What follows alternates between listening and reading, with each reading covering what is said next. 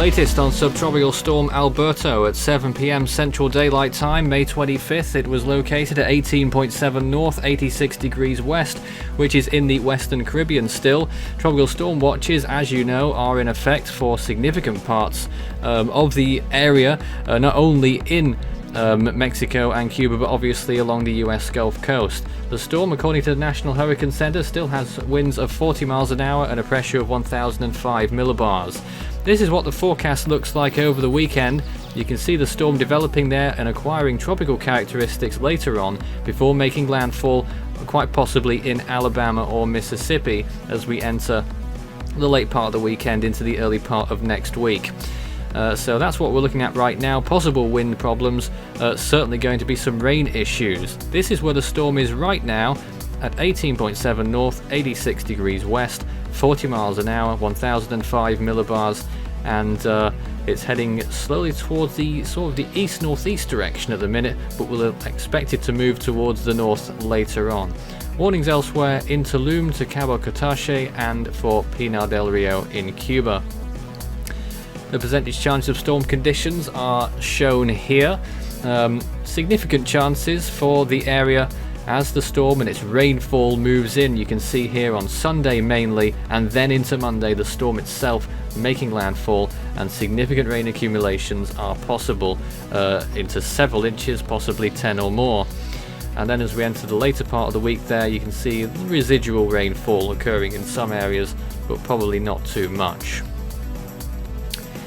So that's the basics. Let's take a look at the sea surface temperatures and at the temperatures on land there as well.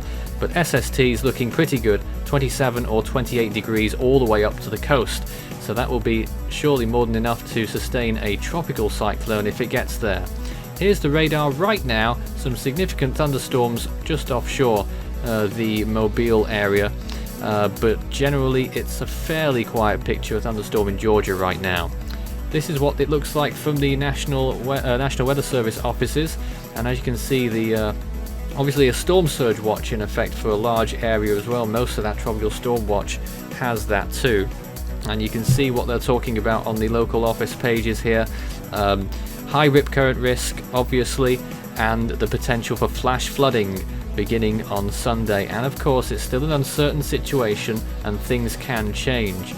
This is out of Huntsville, Alabama, looking at tonight's low temperatures down into the middle to high 60s, and possible chances of thunderstorms fairly low, 20 to 30%. Flood advisory just north of the border there as well in Tennessee.